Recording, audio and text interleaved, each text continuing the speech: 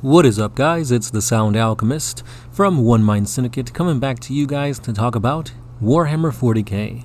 In today's episode, we are diving into the new information given to us via the Warhammer community page, talking about the Grey Knights. So the Grey Knights have been an army that's been near and dear to me. I love their lore. I love how elite they are, how everything about them I enjoy. And this Saturday, we have the pre-order for the box set that pits the Grey Knights against the Thousand Sons, as well as both of their 9th edition codices. So they've been giving us inklings and little news reveals here and there, and this article talks about the new abilities and psychic powers for the Grey Knights. So without further ado, guys, let's take a look. So just like all the other armies, they have different types of sub-factions that allow you to tailor the army to your playstyle. Just like the Orcs have clans, the Skitarii have different types of Forge Worlds. Here we have the Thousand Sons with 9 great cults that they can choose, and the Grey Knights have access to 8 new brotherhoods. All these things give them new warlord traits, psychic powers, and stratagems. So this is really exciting to see how we can shape these armies, how we can basically make these armies into something else completely. So if you decide to go with a Brotherhood of the Ward Makers, you get a psychic power called the Projection of Purity. Basically, it's a malediction with a warp charge value of 6, and if you manifest it, an enemy unit within 12 inches of the Psyker who casted it is unaffected by the aura abilities of models from its own army. So if you're playing it up against somebody who loves to castle up, this is going to ruin their day, because if you just target one key unit, then they're not going to be getting any buffs, and it sucks. Honestly, this is just one psychic power, so I'm pretty sure there's going to be different types of things that you could use to either bolster your own forces or, just like this one, weaken that of your opponents. This next one for the Thousand Sons is amazing. It revolves around the Cult of Time, and this ability, the psychic power for that matter, is called Time Flux.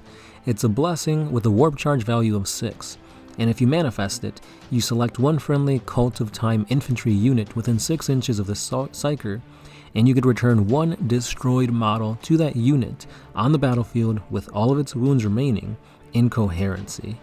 This could be pretty big, because this could affect your Zangors. I don't know why you'd use it on that, but really you want to be using it on your Rubric Marines. Next up, we have a psychic power for the Sword Bearers of the Grey Knights called Empiric Lodestone.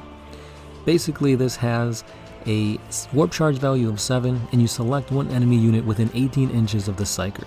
Until the start of your next Psychic phase, each time a friendly sword bearer vehicle unit makes a ranged attack against that enemy unit, you add 1 to the attack wound roll of that unit. This can only be selected for only 1 unit per psychic power per phase, so no stacking.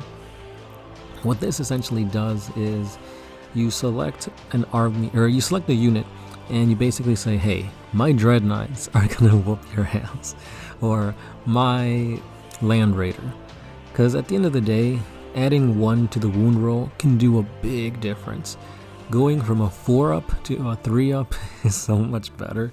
Like, anytime you're adding 1 to the wound, it's really, really good.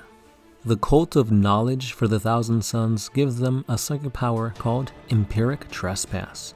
This malediction has a warp charge value of 6, and if manifested, you select one enemy unit within 24 inches of the Psyker. Until the start of your next psychic phase, each time an attack is made against that unit by a model in a friendly Cult of Knowledge unit, you re-roll wound rolls of 1.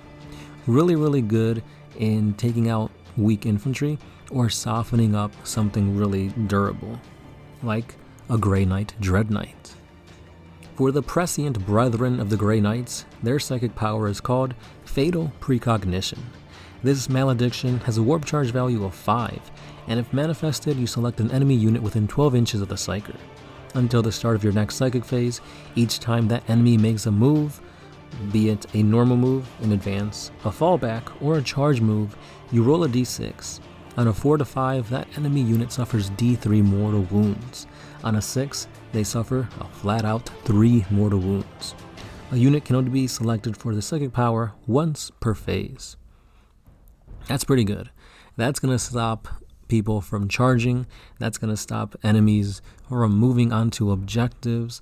Overall, that is a really good move, and I like it because just like they say here, they use mental manipulation to amplify and return fear back to the enemy via psychic feedback.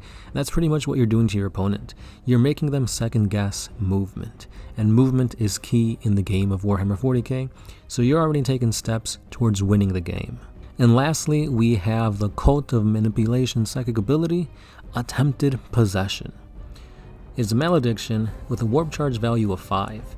And if selected, you select one enemy unit within 18 inches of the Psyker, and they suffer a mortal wound, or until the start of your next psychic phase, each time a psychic test is taken for that unit, you subtract 2 from that psychic test. That's pretty good, especially if you're going against Grey Knights, because taking away 2 from psychic tests could ruin somebody's day. That could easily be the difference between passing or failing. And the cherry on top is they suffer a mortal wound. So pretty good.